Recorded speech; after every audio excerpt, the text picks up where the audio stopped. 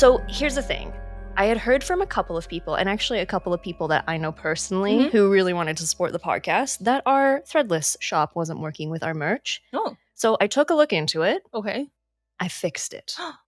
So if you fine and dandy people out there have also been trying to buy our splendiferous merch, and you want to rock that on your body and give us some support, you can do that now. Threadless.com/grimcurriculum. And you can get like anything. You can get, Yeah. we got notebooks, shirts, shower curtains. Tote pads, notepads, and tote bags. Yeah. I think just basically everything you like. And the beauty of Threadless, not to toot their horn too much, but if there's an item that they provide that we don't have our designs on already and you wants it, you just let me know and I'll make sure it's on there. And Charlotte does all of the designs. I do. They are fantastic. So check them out. And the quality is good. I've got some merch. You've got some merch. I do. Stuff. And you know what? I have some more free time coming up that I'm hoping to dedicate to podcasty things as well. And we have a list of different designs, both from you guys and ones that we've come up with. And I just haven't had the time to sit down at my computer and do some drawing. But I've got time now. That's awesome. I love it. So I'm going to try and knock out a few more designs. But anyway, in the meantime, go check that out. We have an Etsy as well if you want stickers and other things. All this stuff is in the links in our bios and descriptions and all that fun stuff. And if you're still struggling to find where to find all this wonderful, wonderful things, you can message us and we'll hook you up. We absolutely will. All that to say, let's get into it. Hello, everyone. I'm Charlotte. And I'm Dina. Welcome to the Grim Curriculum. We have a doozy of a story for you guys today. We certainly do. Today's story not only has a UFO sighting, it also includes an account of a full-blown abduction. We haven't done a UFO one in a little while. They're nice to sprinkle in between, and we've just covered a couple of really incredibly heavy cases. Yes. This one's still real wild, not gonna lie, guys, but it's a little more lighthearted than the previous, and I know you guys really love a UFO story. We are covering the Travis Walton abduction story. It is considered by some to be the most credible of its kind. And by others to be an obvious hoax. Either way, we're going to be exploring both sides of the story, and we will leave you all to come up with your own conclusion. Travis Walton's story was most famously told in the 1993 sci-fi thriller Fire in the Sky. He has also appeared at countless UFO conventions and has even appeared on the Joe Rogan podcast. I listened to it. Yes, you said. He is... What did you say, 2 hours and 20 minutes? It's like 2 hours and a bit, but he is just the sweetest looking old man. Aww. Like, he really touched my heart because he's... And this was in the comments, too. And so I'm happy other people noticed, but he shows up. He's in a full suit and tie. And he's doing his best to look presentable. You can tell the suit is way too big for him. Oh. But it is just... it's something about it just like really touched my heart. And I was like, this guy, he's trying. And you know what?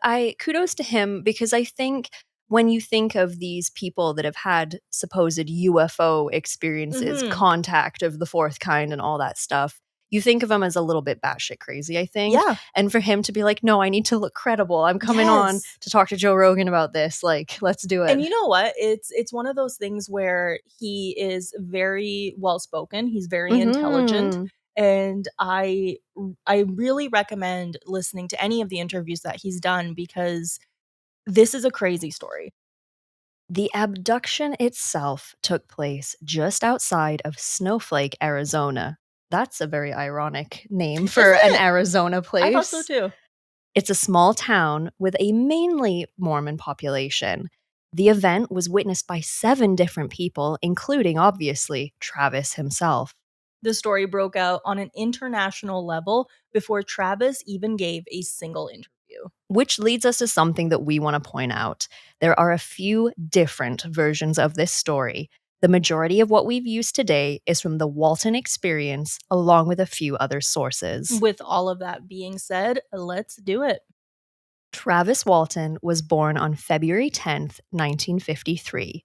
We don't know a ton about his childhood, but we do know that he was arrested at the age of 18, along with a friend, Carl Rogers, for breaking into the offices of the Western Molding Company and stealing company checks, which they later forged and cashed. The two were placed on probation, but were eventually allowed to erase their criminal record. We also know that he did engage in some minor drug use as a youth. This isn't really shocking considering the time, but both of these things would come up later as an attempt to discredit him. And it still comes up. I'm sure it does, but we're in Canada where it's legal. Mhm. But I mean, who hasn't smoked a little bit of pot as like a young adult or even a late teenager or even, drinking or whatever? This is the 70s. Exactly. In 1975, Travis was 22 years old. He worked as a part of a 7-member forestry crew, which was led by Carl's older brother, Michael H. Rogers, who at the time was 28. On November 5th of that year, the two of them, along with John Goulet, Ken Peterson, Stephen Pierce, Alan Dallas, and Dwayne Smith, had been hired to clear out some brush near Turkey Springs, Arizona. Michael had a contract with the Forest Service and had taken on 2 other jobs. The crew was behind schedule, so they were working overtime to complete their duties. At around 6 p.m., they were on their way back to the nearby town of Snowflake after a long day of work. As they were driving, they saw a strange, fire-like yellow light above the trees. This seemed odd to them because they couldn't smell any smoke and heard absolutely nothing. At first, they thought it was maybe a group of people who were out night hunting deer. They could not have been more wrong. As they got closer to the light, they saw that it was coming from a large metallic craft in the sky.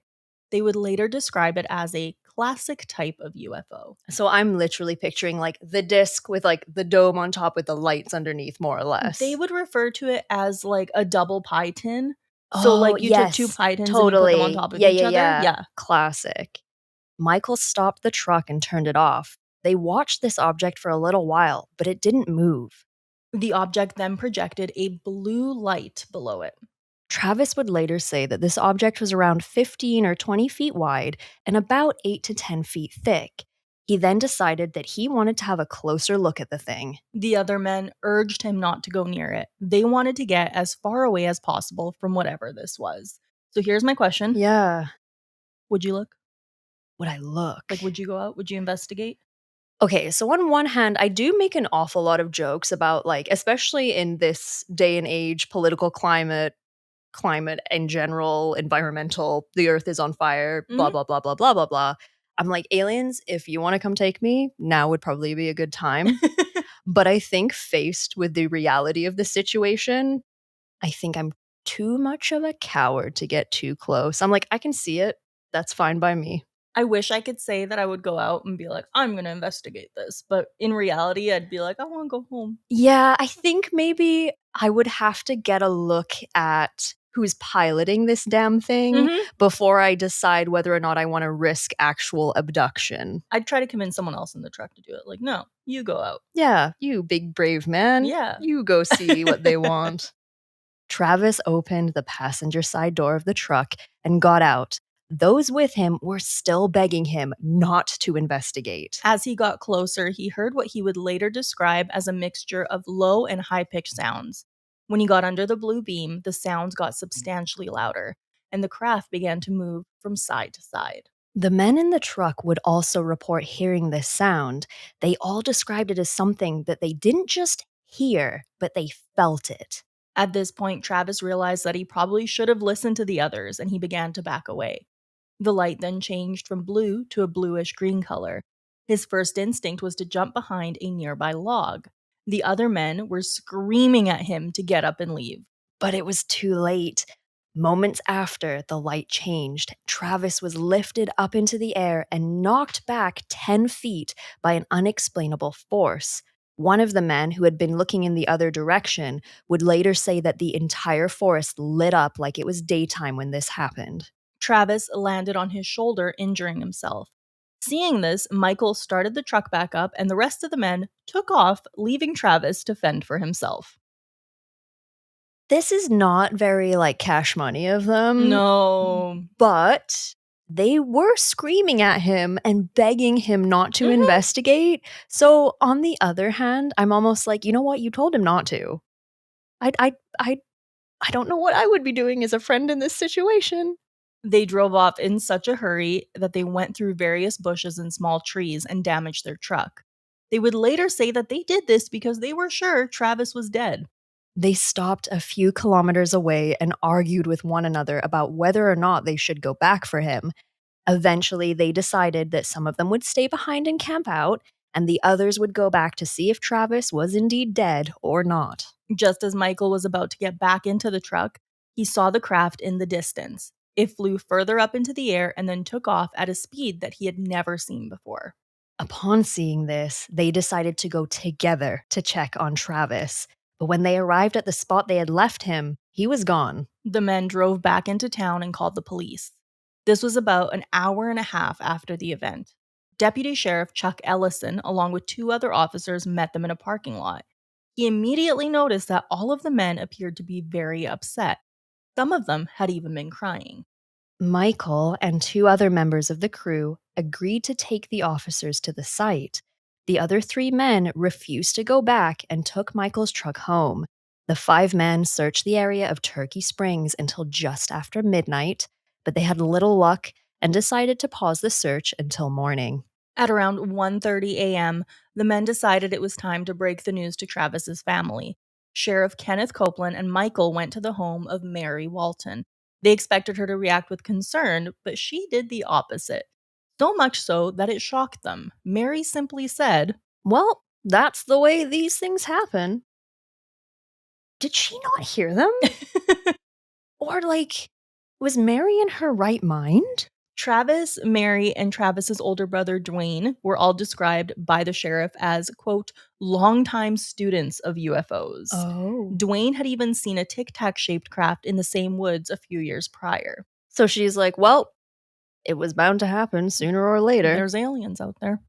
Mary lived in a very rural area and didn't have phone service, so Michael drove her into town so that they could call Dwayne and Travis's sister. Again, they seemed to take the news remarkably well. The next day, they assembled a search party of almost 50 people. They looked through the Turkey Springs area, but again found nothing. The officers were again surprised by Mary's relaxed disposition. After a few hours, she told them, "I don't think there's any use of looking further. He's not around here. I don't think he's on this earth."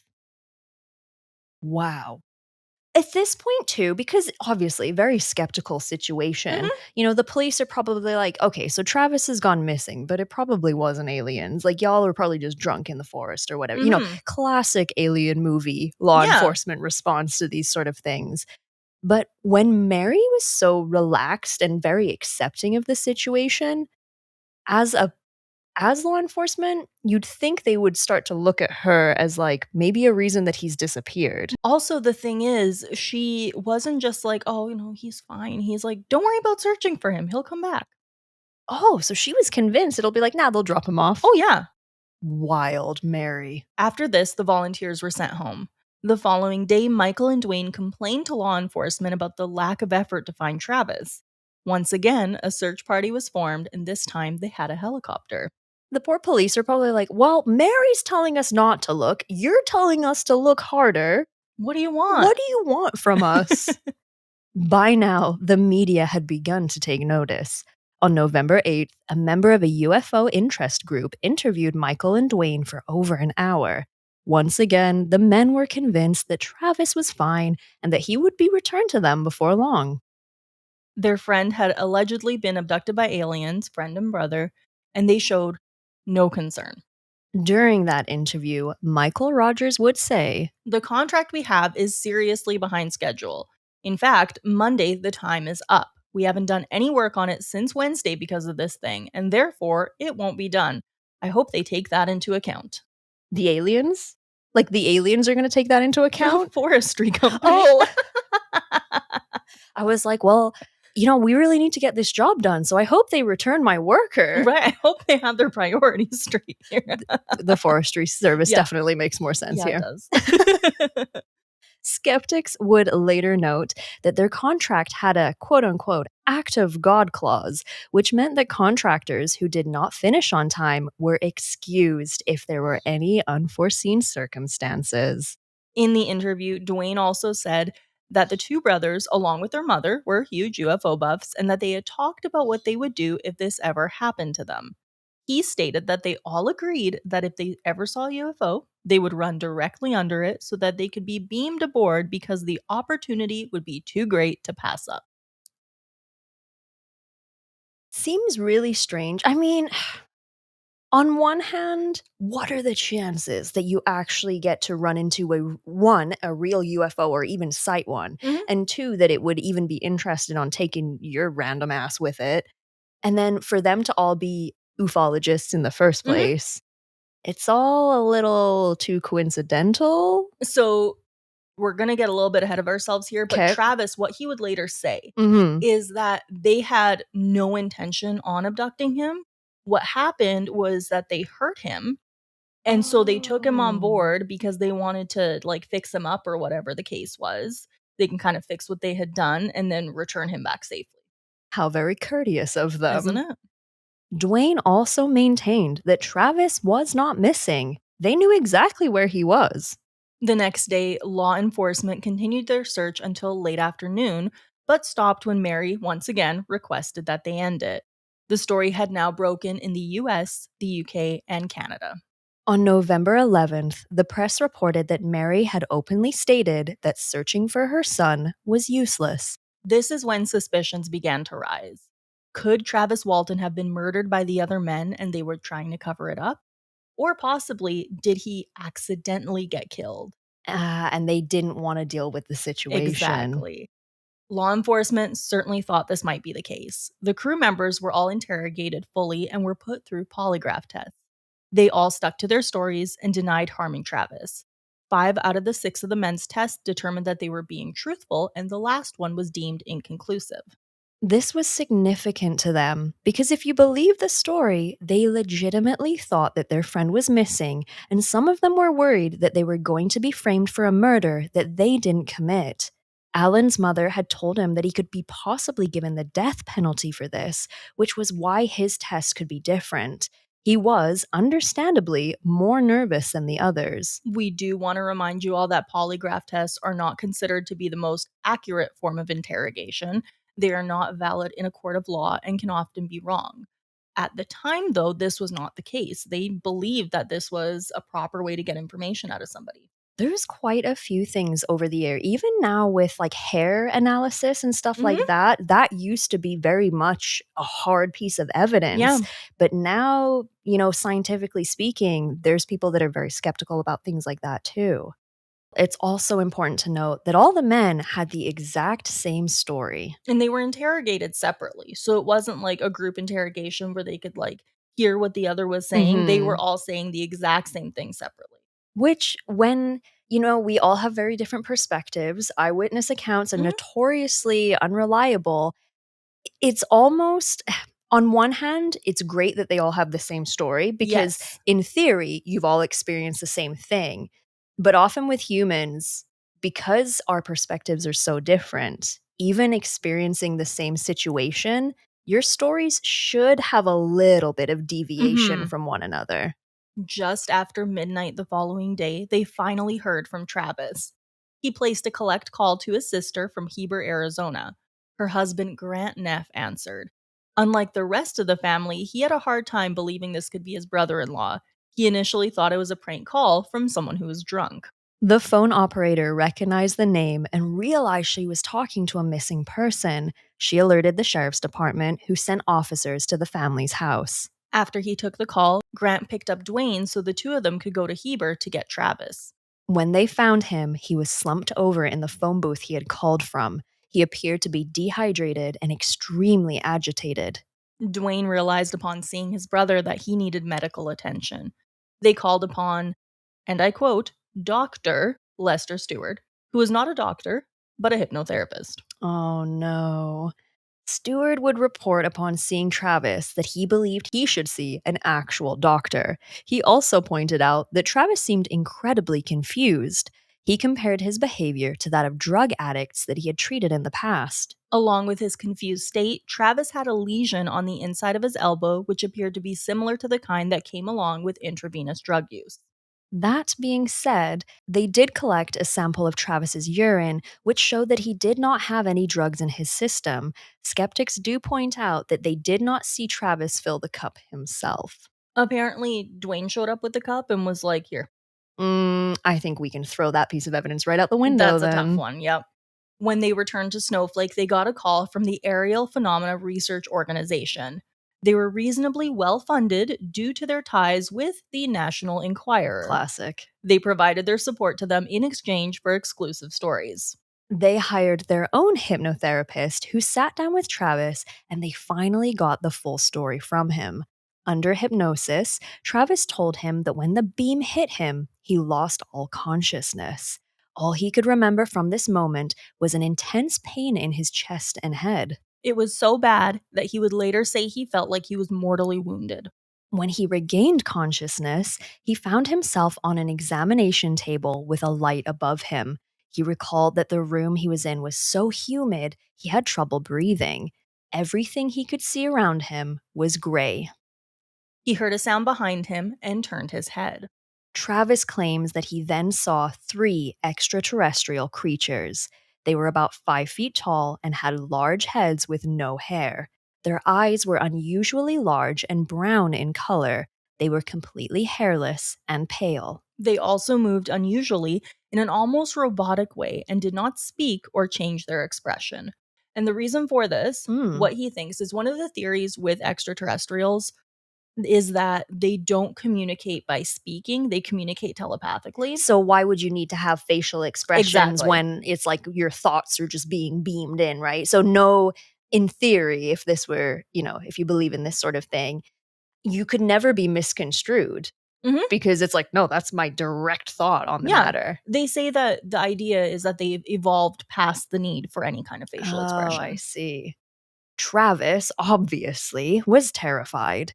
He would later say that he immediately associated seeing them with being in horrible pain, and so he became combative. Travis hit one of them, and it fell into the others. He then stood up and tried to find something to defend himself with. He saw a long tube and tried to break it, but it seemed to be made of an unbreakable material. He compared it, this is a horrible way to compare it, he compared it to, like, if you push over a kid, they just kinda Oh. fall over, and that's what this was. He pushed one and it fell into the other one that fell into the other one, and he was shocked at how easily they fell over. So they're just light little guys. Yeah. The creatures held up their hands in what seemed to be an attempt to calm him down. When he refused, they walked out of the room quickly and turned right. Travis left the room as well, but went the other way, and that led him to a hallway.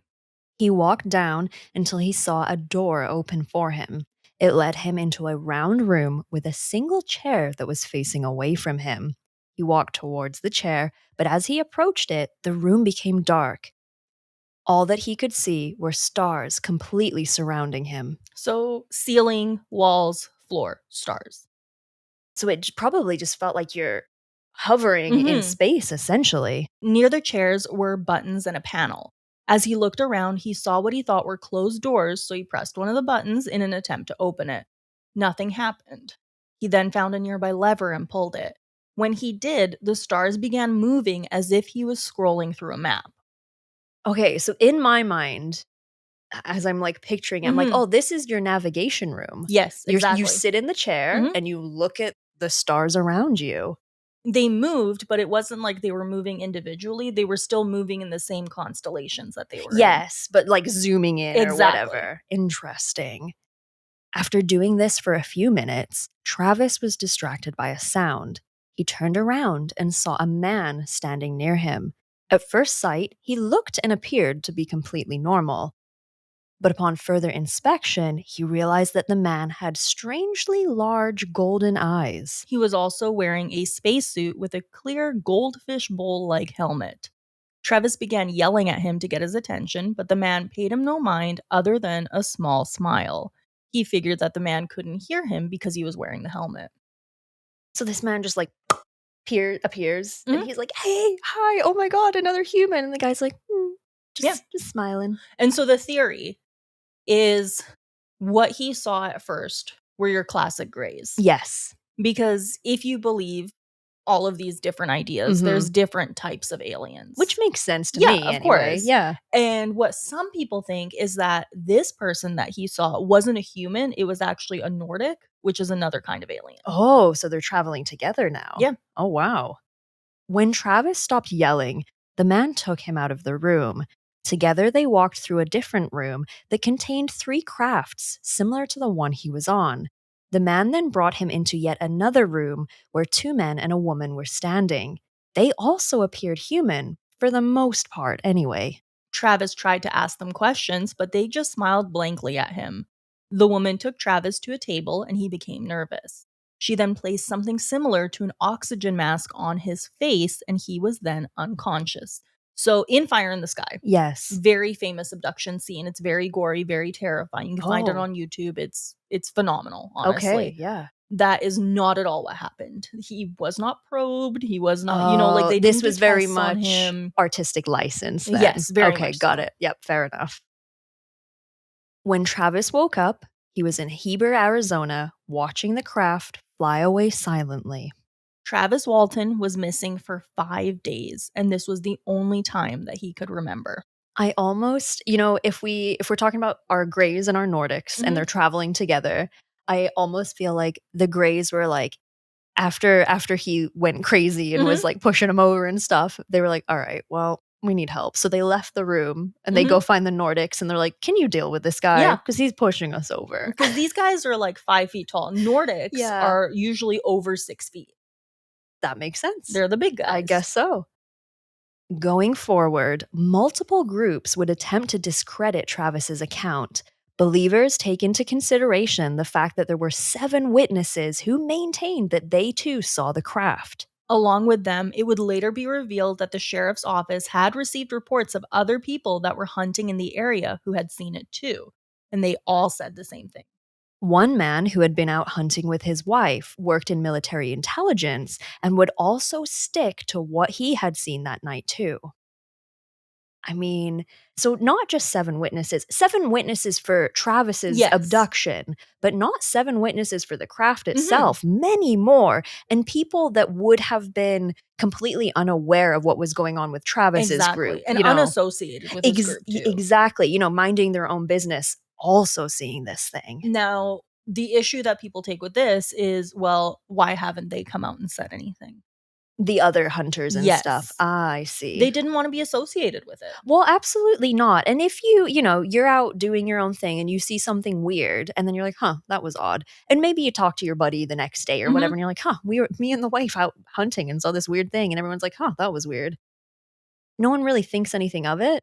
And maybe if the Travis thing hadn't also blown up, maybe they would have gone and said something too. Exactly. That's what I think. Because what we didn't mention is, while all of this happened, UFO groups had all come into their town from different parts of the world, from Australia, from the UK, from everywhere. So a lot of these people are probably like, especially, you're a guy working in military intelligence, you're not going to openly go to these people and say, I saw it. Absolutely not, because that's just going to bring down a whole shitstorm that you're probably not prepared for.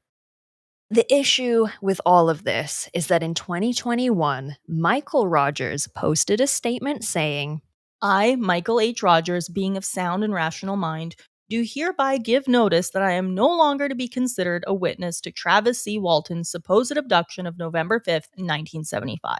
He went on to say, Travis tried to keep a new remake of the movie a secret from me. He has always had his big secrets that he has kept from me. It angered me. I tried over the last 2 weeks to reason with him, but of no avail.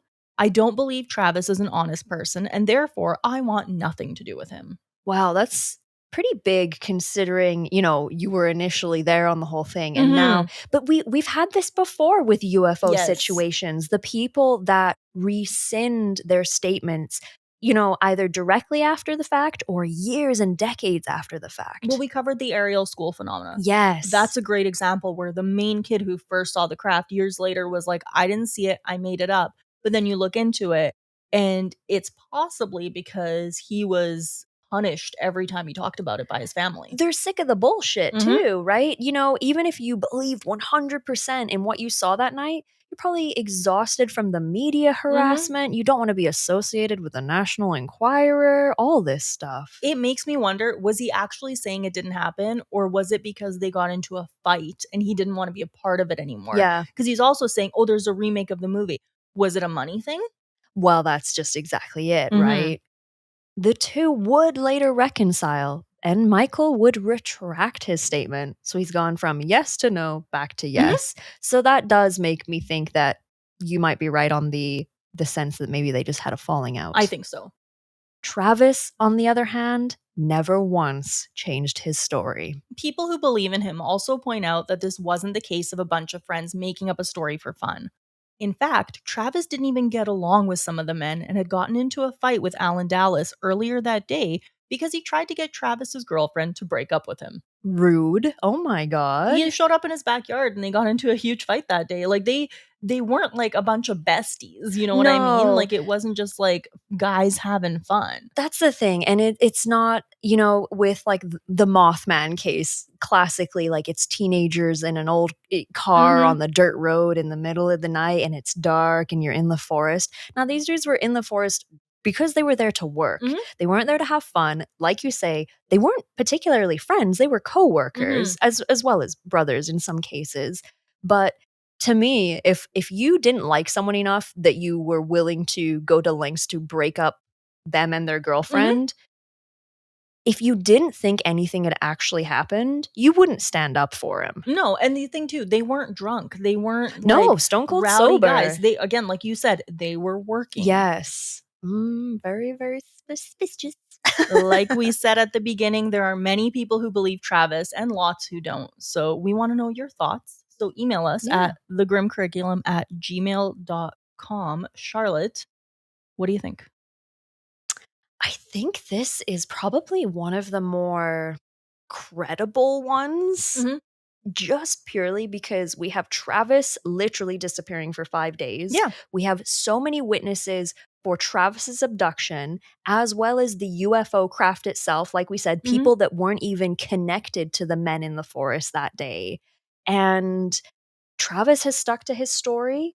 The men who witnessed Travis's abduction, they all stuck to their stories, with the exception of Michael, but Michael did recant anyway after they reconciled. So I mean, I think this one could be, it's one of the more believable ones for me. Here is where the disconnect is. Okay. Through researching this, I learned that there is a lot of drama within the UFO community. Who'd have thunk? Right? So you have different groups, and if you side with one, the other one doesn't like you, and if someone believes in you, then this guy won't believe in you. So there was a lot of that, and a lot of the skepticism does come from these other groups. So I think that's also a really big part of it, is that they're actively trying to discredit people. But I think I do believe him. I'm on the fence, but I lean more towards believing him. I believe that he believes what happened is true. Yes. I would stand with him and say for certain. Now, I don't know what actually happened to him, but I believe every part of his story where, you know, he woke up and he saw these beings. I believe his story. Now, could you argue that maybe he tripped and fell and hit his head and it was, you know, the classic, oh, it was all a dream? But then how do you show up in a phone booth miles away 5 days later? And where did he go? Because the thing is, if he had tripped and hit his head or whatever, they had search parties looking for him. They had helicopters looking for him. When they arrived at the scene with the police officers, there was no evidence that anything had happened. And so what some of the skeptics say is, well, if he had been knocked back, why didn't he have more broken bones? Why wasn't he more injured? The ground was covered with almost like a soft moss and combination of leaves and things like that. So that could have broken his fall. That's true. So here's the thing. So Travis, he gets knocked back. His friends all leave him. You know, they think about what they're going to do. So there's a time that has passed. They go back. Travis is already gone. Mhm. Now, yes, you could argue he hasn't been abducted. He's now stumbling around in the forest because he's, hit his head and he's like, where are my friends? But then the search parties came only a few hours later. Mhm. He couldn't have gone that far. No, especially if he was injured. Exactly. And so for all those people, dogs, helicopters, to miss him, Mhm. someone would have seen him stumbling away. You know what I mean? Or there would have Yeah. been tracks or some kind of evidence. Yeah. I believe Travis believes that that's what happened. I just want to know what really happened. I urge anyone who wants to know more to watch one of his interviews. Again, he's very well spoken. The story that he tells is exactly the same. It has not changed. This was in 1975. He is still telling this story, all of the same details, which one could argue it's rehearsed, he's memorized it, whichever. But I feel like over decades of telling the same story, you know how it is, like even my dad, like he's a wonderful storyteller Mhm. and he's got amazing and adventurous and crazy stories to tell. But you hear the stories over the course of someone's life and they get a little bit embellished. Yes. Or the story changes just a smidge. And it doesn't mean that the story isn't true, but the way you remember it changes over the years. Or you remember more. Exactly. Or it's like, oh my God, yes, yes, yes. I remember you were there too. Yeah, Or exactly. whatever the case may be. But on one hand, you might argue that him having the perfect story decade in, decade out could be considered suspicious in and of itself. But to me, I would say he wants so badly to be believed and understood that he's going to tell that story exactly the way it was because he wants to be credible. And the thing is, has he made money off of this? Oh, sure. Yes. Does he still go to conventions and tell this story? Yes. But what else are you gonna do after something like that? If I got abducted by aliens, I would definitely make that like my whole personality. Honestly, I'd never shut the fuck up about it. Sorry, guys. Like, especially if you can make money off it. Okay. yeah, it's like, well, yeah, I got to have this really weird and potentially traumatizing experience. But if I can live off of this for the rest of my life, I'm probably going to. I mean, many people, for example, there's a fella out there, pretty famous. Unfortunately, I've forgotten his name. He was an Australian guy and he was attacked by a shark and, got his arm and his leg ripped off. He's now a public speaker. Of course. Right? A lot of people who do that are. Yeah, you're allowed to talk about your experiences. Yeah. Absolutely. Now, if you don't believe him, you don't have to go see him. You don't have to throw your money at him. You don't have to watch the movie. But if you're curious, go listen. Go find out about it. And if you want to know more, I recommend watching the movie for a theatrical purpose, but it's not accurate. Yeah, and I've heard it's one of the scariest UFO films out there. Yeah. But if you actually want to know the facts coming from his mouth and what he believes, again, there's a ton of interviews that he's given and they are fascinating. Yeah, let us know what you guys think. I'm sure you guys have thoughts. Oh, yeah. Alrighty, folks, we are here at the end of the episode, the outro, where we always do a little bit of housekeeping. So, as always, reminders, if you're not following us on the socials, go follow us on the socials. We're on Facebook, Instagram, TikTok. We're on Twitter, X, whatever. What else? Oh, yes, of course, YouTube. Our podcast is on pretty much every podcast platform out there. But if there's a favorite one that you're on and we're not on, tell us because we will make it happen. Absolutely. We have a weekly premiere every Saturday for our regular show at 12 p.m. MST. So if you want to come hang out and listen and tell us your thoughts on the cases that we cover, we'd love to see you there.